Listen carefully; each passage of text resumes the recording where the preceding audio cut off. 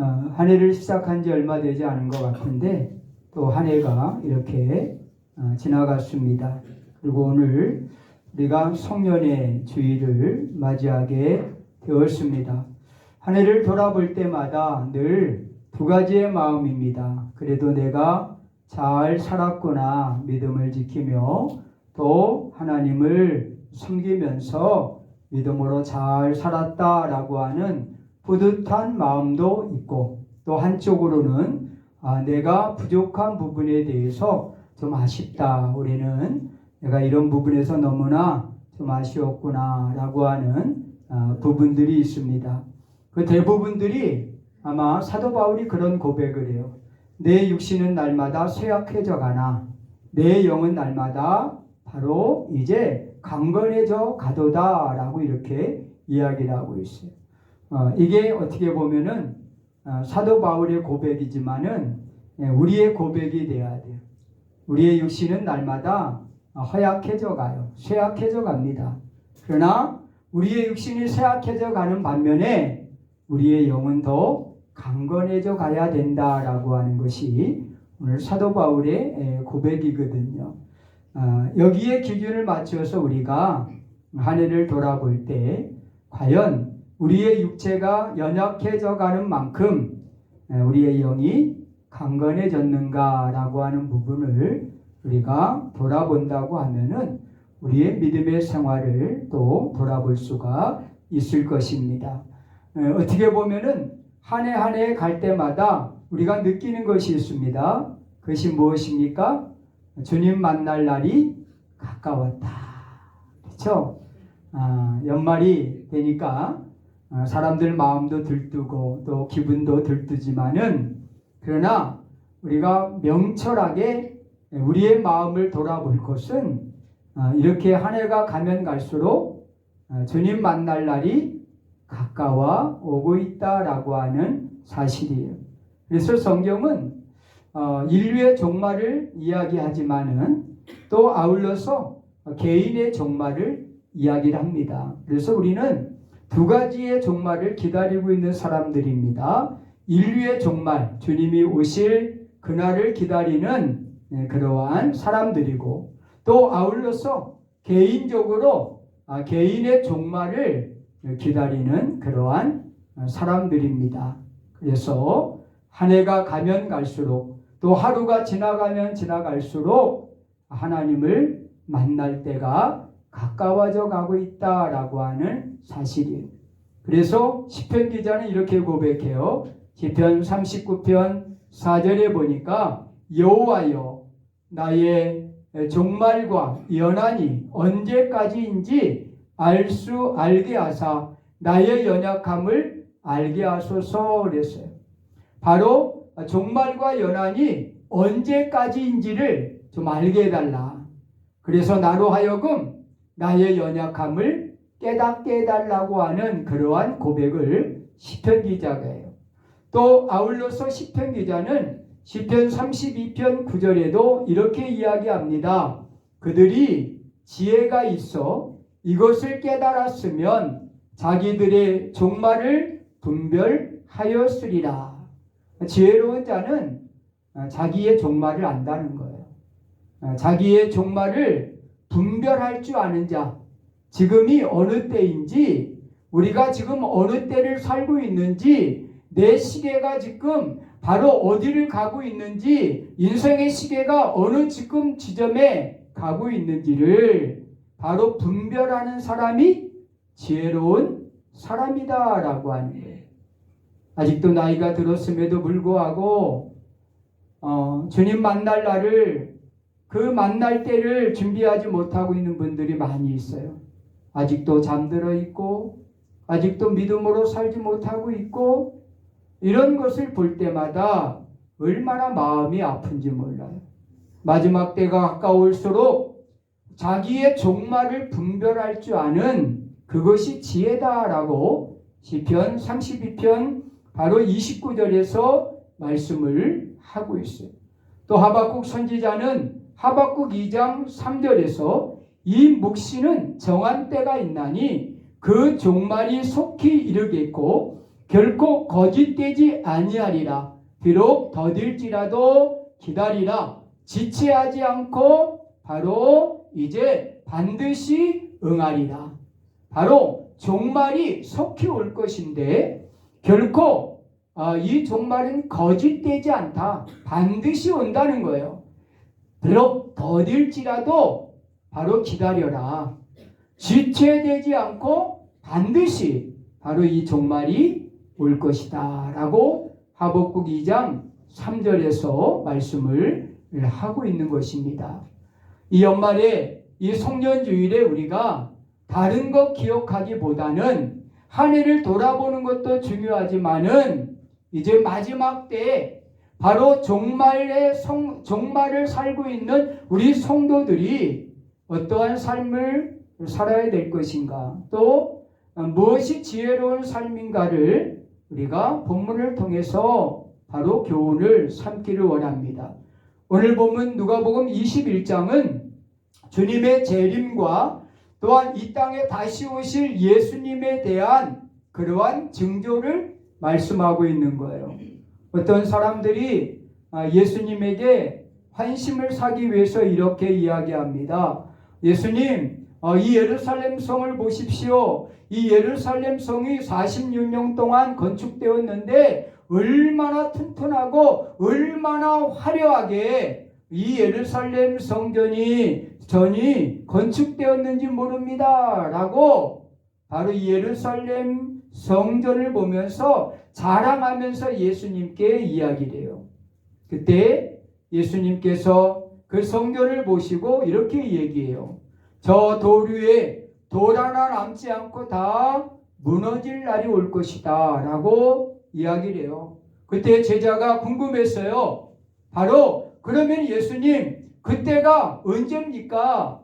바로 그때 어떠한 일이, 어떠한 징조가 일어나겠습니까? 라고 물은 거예요. 바로 이 물음에 오늘 예수님께서 본문에서 말씀을 34절에서 38절까지 해서 말씀을 하고 있는 거예요. 마지막 주님이 오실 때 바로 성전의 돌 위에 돌 하나가 남지 아니하고 다 무너질 그 날, 바로 그날이 올 것이다. 그런데 그날에는 이런 징조들이 있을 것이다 라고 말씀을 하고 있어요. 그래서 오늘 이 본문은 두 가지의 그러한 계시로 말씀을 하고 있어요.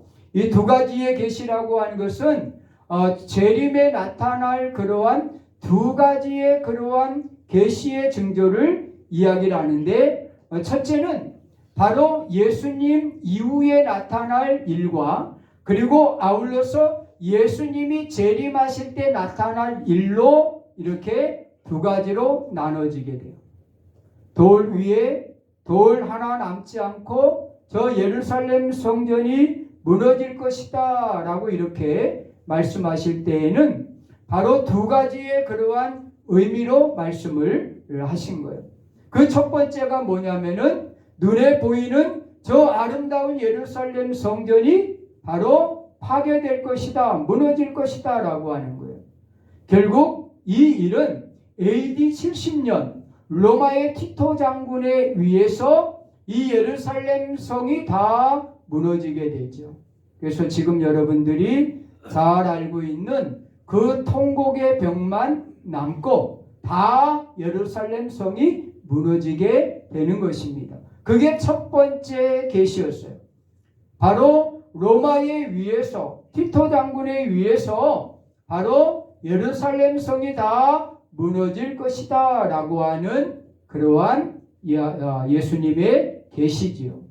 또한 두 번째 계시는 바로 예수님이 재림할 때 나타날 그러한 징조들을 말씀을 하고 있는 것입니다. 예수님이 바로 이 땅에 재림하실 때 나타날 징조들을 말씀하고 있는데, 그 징조 중에 하나가 무엇이냐면은 바로 대환란이다 라고 하는 사실이에요. 대환란, 장차 올 이 모든 일을 능히 피하고 인자 앞에 서도록 항상 기도하며 깨어 있으라. 너희는 장차 올 이 모든 일을 능히 피하고 이 장차 올 능히 큰 그러한 일을 피하고 라고 그랬는데 이 장차 올 모든 일이 뭐냐면은 이게 대환란이라는 거예요. 이 대환란을 피해라 라고 예수님이 말씀하고 있는데 이 대환란은 바로 오늘 본문에 보니까 인자 앞에 선자만이 그 대환란을 피할 수 있다. 항상 기도하고 깨어있는 자들이 바로 그 대환란을 피할 수 있다라고 오늘 본문에서 말씀을 하고 있어요. 장차 올 이 모든 일, 주님의 재림 전에 나타날 바로 대환란을 의미하고 있는 것입니다. 인자 앞이라고 하는 것은 예수님 앞에 바로 선자만이 그 대환란을 이겨낼 수 있다라고 말씀을 하고 있는 거예요. 이미 첫 번째 계시, 바로 예루살렘 성전에 돌 위에 돌 하나 남지 않을 것이다 라고 하는 그 첫 번째 계시는 이미 이루어졌어요. 그리고 두 번째 계시인 대환란을 바로 이겨내는 자, 바로 인자 앞에 서는 자가 대환란을 이겨낼 것이다 라고 하면서 그 대환란에 있을 그러한 징조들을 말씀을 하고 있는 겁니다.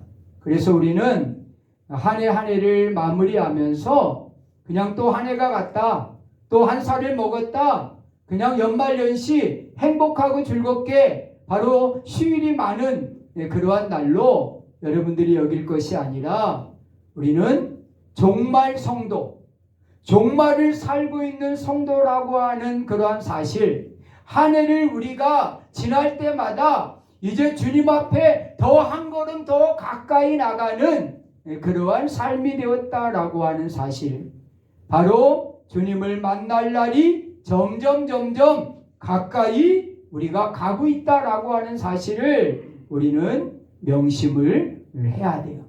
그것이 어떻게 보면은 오늘 성년 주일에 우리가 가져야 될 마음의 자세다라고 하는 거예요.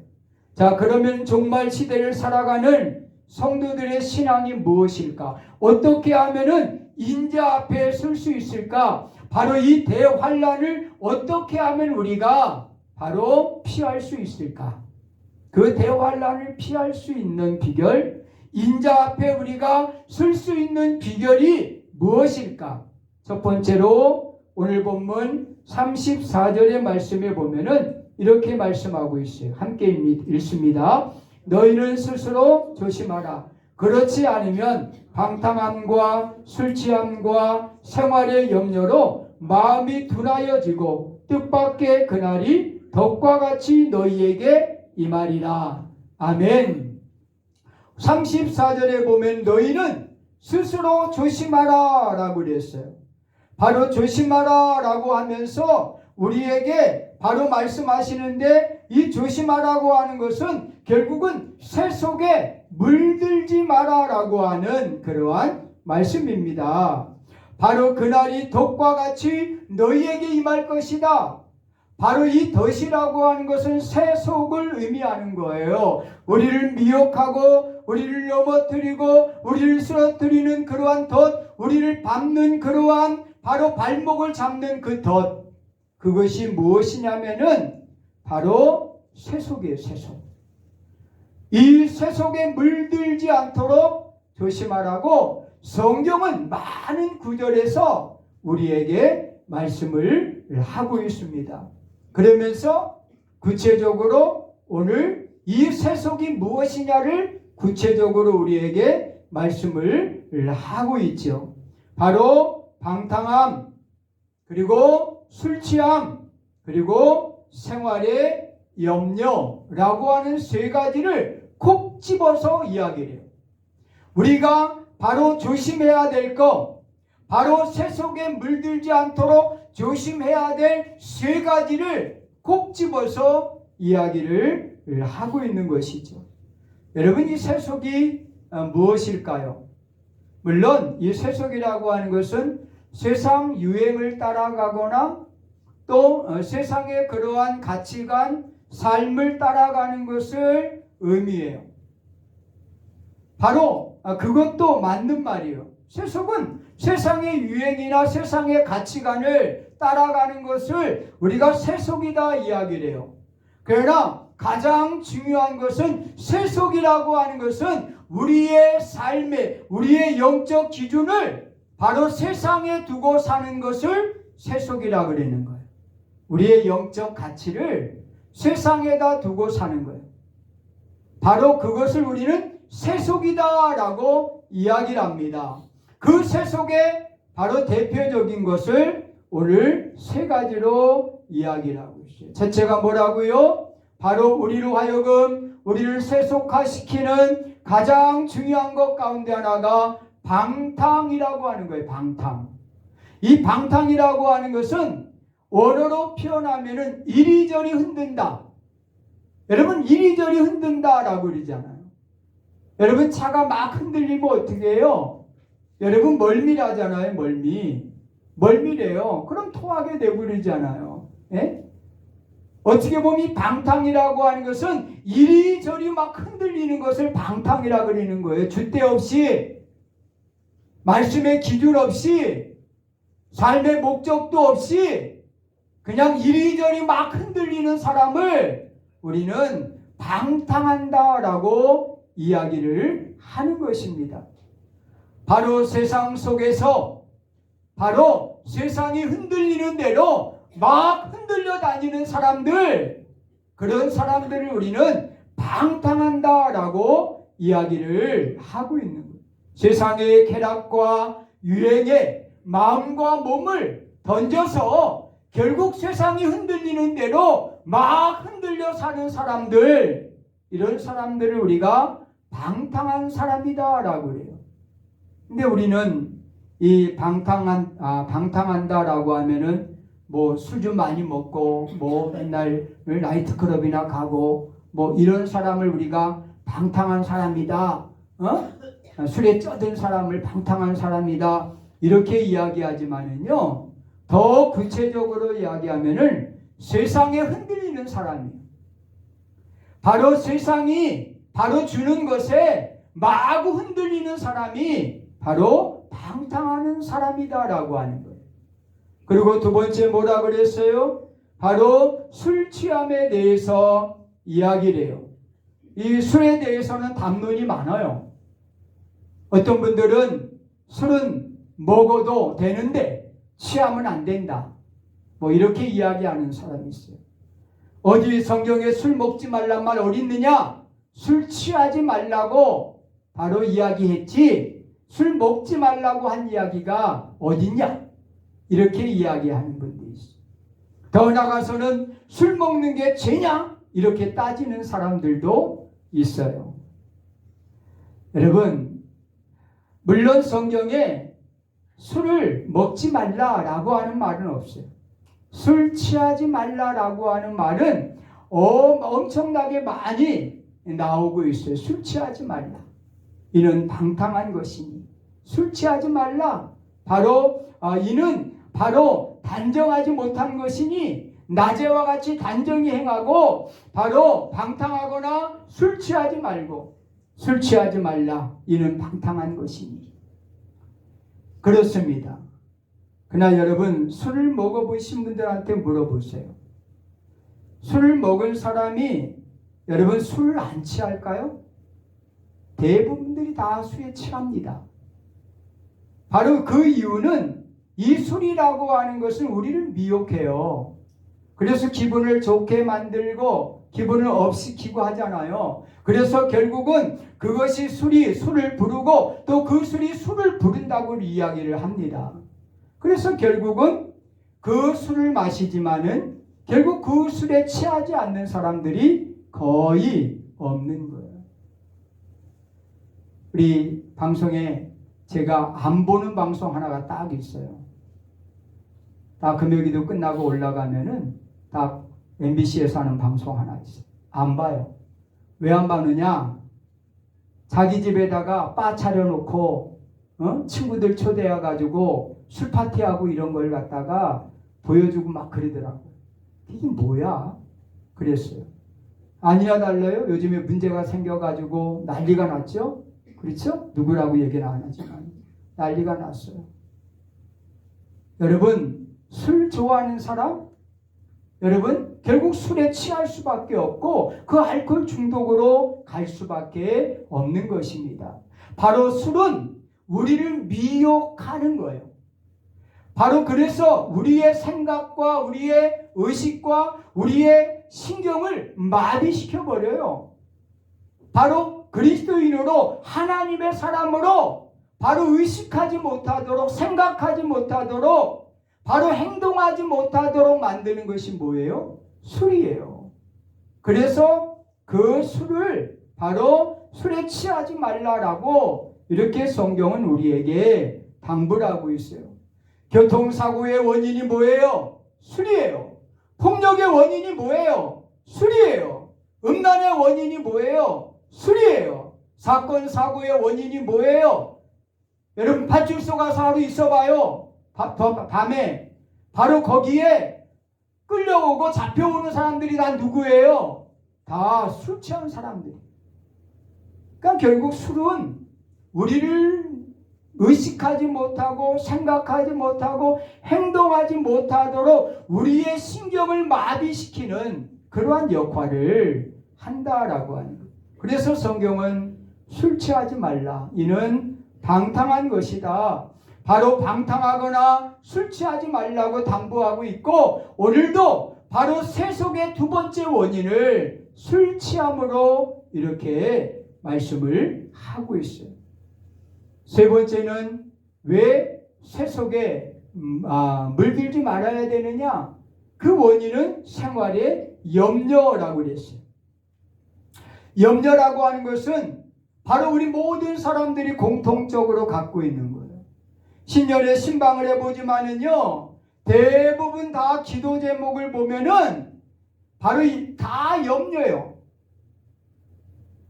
별거 아닌 걸 가지고 미리 다 염려래요. 그러니까 미래를 위해서 앞날을 위해서 기도한다고 기도의 제목을 적었지만은 제가 볼 때는 다 염려예요.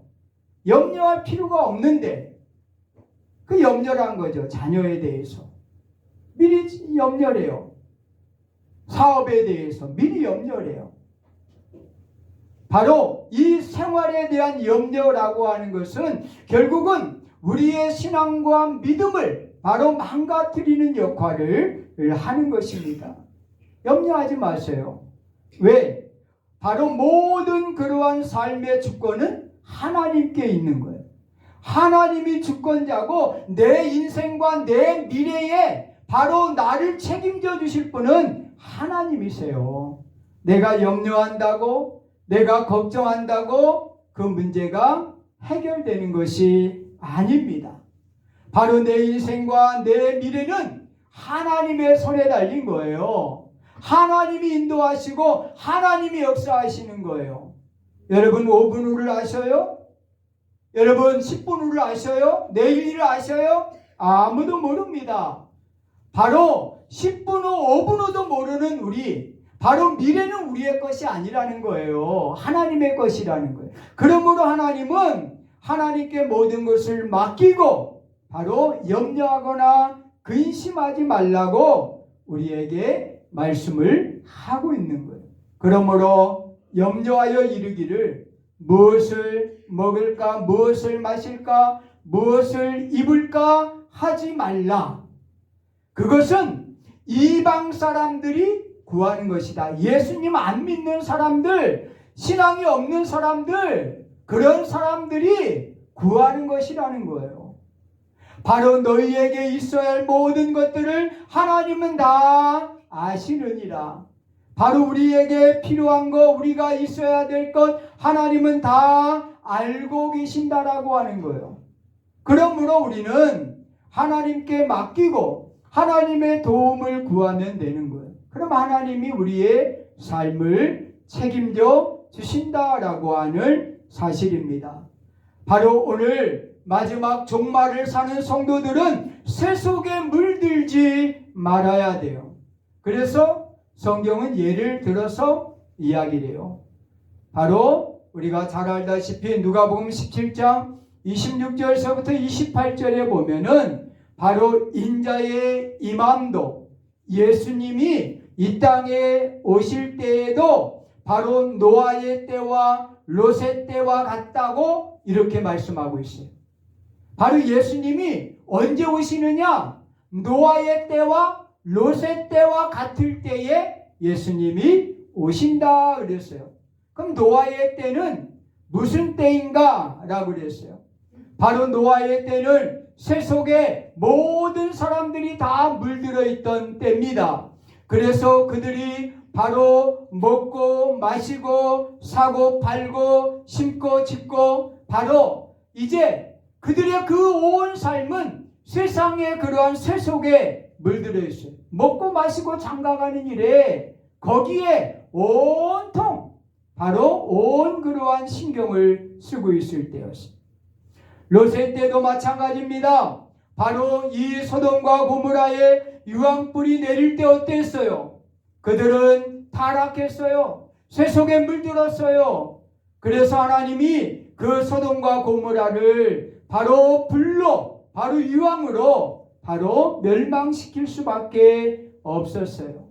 먹고 마시고 사고 팔고 바로 이제 심고 또 바로 음란하고 그런 세대에 바로 노아의 때, 롯의 때와 같이 바로 인자의 임함도 바로 그와 같다라고 말씀을 하고 있어요. 그것이 바로 세속에 물들을 그러한 때, 바로 이 세속에 물든 때 우리는 더 경건하게 살려고 노력을 해야 된다라고 하는 거예요. 방탕하지 마시고요. 술 취하지 마세요. 염려하거나 근심하지 마세요. 이런 것들이 결국 우리를 바로 세속화시키는 것들입니다. 두 번째 36절의 말씀을 보세요. 함께 읽습니다. 이러므로 너희는 장차 올 모든 일을 능히 피하고 인자 앞에 서도록 항상 기도하며 깨어 있으라 하시니라. 여기 말씀 36절에 보니까 종말의 성도들이 가져야 될 두 번째 신앙이 뭐냐면은 바로 기도하며 깨어있는 그러한 신앙이에요. 바로 기도하며 깨어있는 신앙이에요. 바로 이 대환란을 이길 수 있는 비결은 바로 기도함으로 깨어있는 것이다 라고 하는 거예요. 마태복음 24장 21절에 보면은 바로 지금까지 이런 환란이 없었고 후회도 없다고 말씀하고 있어요. 대환란이 임할 것인데 그 대환란에는 지금까지 이런 환란이 없었다는 거예요. 지금까지 없었던 이 환란이 후회도 없을 것이다 라고 이 대환란에 대하여 이야기를 해요. 그러면서 예수님은 이 환란을 피할 수 있는 방법은 오직 바로 깨어서 기도하는 것이다 라고 말씀을 하고 있어요. 깨어서 기도하는 것이 이 환란을, 이 고통을 이기는 방법이다 라고 말씀하고 있습니다. 솔로몬이 성전을 건축했을 때 하나님이 그 성전에 임재하셨어요. 그러면서 하나님이 몇 가지 약속을 하셨어요. 솔로몬에게. 그 약속은 조건이 딸린 그러한 약속이었어요. 조건이 딸린 약속. 내가 이 성전에서 기도하면은 내가 전염병을 없애주겠다. 내가 이 성전에서 기도하면은 바로 적군을 물리치게 하겠다.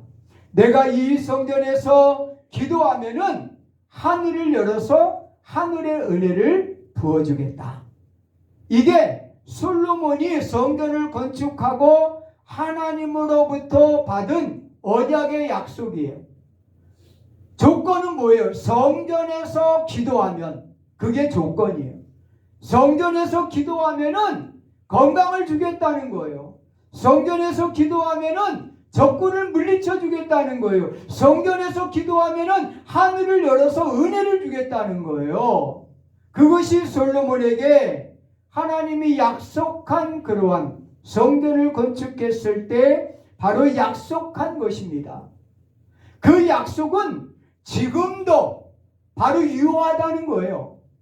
지금도 성전에서 기도하면은 하나님이 함께 하신다는 거예요. 이곳에서 하는 기도에 내가 눈을 들고 귀를 기울이리니 내 눈과 내 마음이 항상 여기에 있느니라. 할렐루야. 누구의 마음, 누구의 눈, 누구의 귀? 하나님의 귀, 하나님의 눈, 하나님의 마음이 어디에 있다고요? 성전에 있다는 거예요. 이 이야기는 뭐예요? 하나님이 보시겠다는 거예요. 하나님이 들으시겠다는 거예요. 하나님이 내 마음을 이해하겠다는 거예요. 바로 성전에서 기도하면은 모든 문제를 하나님께서 해결해 주신다라고 하는 사실이에요. 우리 한국교회가 새벽 기도를 통해서 성장하고 부흥한 그러한 바로 교회예요.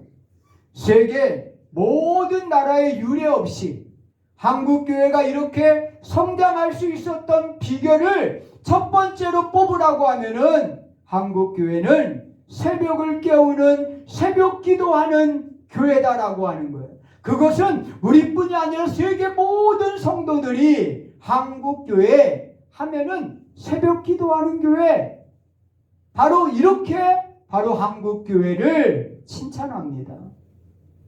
근데 점점 안타까워지고 있어요. 한국교회 새벽기도회가 사라졌어요. 어느 날 어떤 분이 교회를 찾아왔어요. 그래서 와서 오래됐지만 물어요. 여기 새벽기도회 저 와도 되겠습니까? 그러더라고요. 오세요 새벽기도회. 그랬더니 집이 어딘데요? 그랬더니 내리 저 안쪽이래요. 그 가까운 교회도 있는데요. 그랬더니 새벽기도를 안 해요. 그래서 새벽기도하는 교회를 차 타고 돌아다니니까 여기 교회만 불이 켜 있어가지고 오늘 새벽에 왔다 간 거예요. 그러더라고요. 한국교회가 지금 실정이 이렇다라고 하는 거예요. 기도가 멈춘 교회는 여러분 성장할 수 없어요. 절대 못 성장합니다. 기도가 사라진 그러한 바로 성도들은요 영적으로 살아날 수가 없어요. 그래서 오늘 바로 이 마지막 때 대환란을 이길 수 있는 그러한 비결, 종말을 바로 견디어낼 수 있는 그러한 비결은 바로 깨워서 기도하는 것이다 라고 오늘 본문에서 말씀을 하고 있어요. 너희는 장차 올 이 모든 일을 능히 피하고 인자 앞에 서도록 항상 기도하며 깨어 있으라 하시니라. 할렐루야. 2026년도에는 제발 좀 기도하세요. 권사님들 제발 좀 기도 좀 하세요. 부탁드려요. 진짜 눈물로 부탁드려요. 제발 좀 깨어서 기도하세요. 제가 볼 때는 평안한 분 한 분도 없어요. 자녀들을 위해서 기도할 제목이 얼마나 많고, 남편을 위해서 기도할 제목이 얼마나 많고, 자신의 건강을 위해서 기도할 제목이 얼마나 많은지 몰라요. 기도할 제목이 없어서 기도하지 않는 것이 아니라 기도해야 되는데 기도를 하지 못하고 있는 것이 너무나 마음이 안타까워요. 바로 세속에 물들지 않도록 경건하게 사는 신앙, 그리고 깨어서 기도하며 사는 신앙이에요. 마지막 세 번째로 오늘 본문 38절 말씀을 보세요. 함께 읽습니다. 모든 백성이 그 말씀을 들으려고 이른 아침에 성전에 나아가더라. 자, 말씀을 듣는 신앙의 마지막 때에 가장 중요한 대환란, 바로 종말을 이겨낼 수 있는 그러한 신앙은 말씀을 듣는 신앙이에요. 말씀. 우리가 한 해 동안 바로 성경 통독을 했습니다. 바로 한 해 동안 우리가 성경을 읽으면서 그 의미를 우리가 되새겨 봤어요. 이제 한 해로 끝났지만은 내년에도 여러분 각자가 바로 정해놓고 성경을 읽으세요. 1년에 여러분 1독씩은 기본적으로 여러분 하셔야 돼요. 기본적으로 성경 1독은 1년에 기본적으로 아세요. 오늘 예수님은 낮에 성전에서 말씀을 가르치시고 밤에는 감람원이라는 산에 가서 쉬셨어요. 그리고 아침에 또 말씀을 바로 듣기 위해서 많은 사람들이 성전으로 나옵니다. 종말이 가까울수록 이단들, 이 거짓 선지자들의 그러한 미혹이 얼마나 심한지 몰라요. 말씀으로 깨어있지 못하면은, 말씀에 바로 서 있지 못하면은 이 거짓 선지자들의 미혹에 바로 넘어갈 수밖에 없는 겁니다. 마지막 때에 나타나는 그러한 모습이에요. 거짓 선지자들의 출현. 그들은 아주 신비한 그러한 약이라도 파는 것처럼 우리를 눈속임하고 말씀을 이리저리 막 잘 해석을 해가지고 바로 그들이 우리를 달콤한 유혹에 빠지게 만들어요. 그래서 결국은 바로 신비주의나 기복주의로 우리를 흘러가게 만들어서 결국은 주님 오시는 그날을 예비하지 못하도록 만드는 어리석은 그러한 자들이 되고 만다라고 하는 사실이에요. 어느 목사님이 통일교 종교법인을 취소한다 그러니까 카톡방에다가 그거 잘못된 거라고 올렸어요. 그러니까 어떠한 목사님이 당신은 통일교 목사냐고, 통일교 법인을, 종교법인을 취소한다는데 그게 왜 잘못된 거냐고, 우리가 기도한 거 아니냐고, 신천지 통일교 다 이 이단들 우리가 다 사라지길 위해서 기도하고 있는 거 아니냐고. 그런데 그게 잘못된 거면은 당신은 통일교 목사냐고 딱 그래버리고 말이더라. 이단들이 얼마나 많은지 몰라요. 그리고 이단들이요 교회들을 지금 점령해 가고 있어요. 여기 북수원 산 위에 옛날에 무슨 교회가 있었어요. 근데 어느 날 지나가다 보니까 그 교회가 하나님의 교회로 바뀐 거예요. 무슨 교회가 산 위에 거기 다 톨게이트 입구에 오른쪽에 있었는데 그 교회가 어느 날 들어가다 딱 보니까 하나님의 교회로 바꿔 있어요. 아니 한국 교회가 이단에 지금 계속 넘어가고 있는 거예요. 건물들이 지금. 참 너무나 마음이 안타까워요. 이단들이 왜 저렇게 하나님의 교회, 신천지, 통일교들이 왜 저렇게 난리를 치겠습니까? 거기에 현혹되는 사람이 있기 때문에 그래요. 현혹되니까, 사람들이 현혹되니까 통일교가 막 번성을 하는 거예요. 하나님의 교회가 막 성장하는 거예요. 네? 바로 신천지가 막 부흥하는 거예요. 얼마나 많은 사람들이 거기에 현혹이 되고 있어요. 마지막 때에 이렇게 많은 이단들, 바로 비진리에 많은 사람들이 속수무책으로 넘어가고 있어요. 그 이유가 뭐라고 생각하십니까? 말씀을 제대로 모르기 때문에 그래요. 말씀을 제대로 알지 못하니까 바로 그 달콤한 몇 마디에 속아 넘어가는 거예요. 우리 지난번에 간증 들었잖아요. 신천지 지역장이 나와서 신천지들이 어떻게 바로 일반 기독교인들을 바로 현혹해서 미혹해서 끌고 가는가를 바로 간증을 통해서 들었잖아요.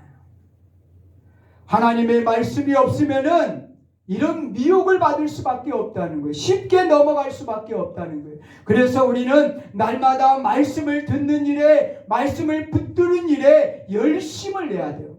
성경에 보니까 말씀을 어떻게 우리가 읽으라고 말씀하고 있느냐? 바로 따라합시다. 통째로 읽자. 그러니까 부분만 읽지 말라는 거예요. 이 부분만 읽는다는 것은 주일날 나와가지고 설교 시간에 그 부분만 읽고 가는 사람들이에요.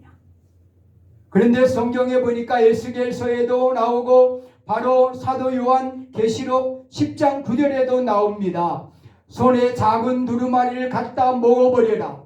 배에는 쓰나 입에는 꿀처럼 달리라 그랬어요.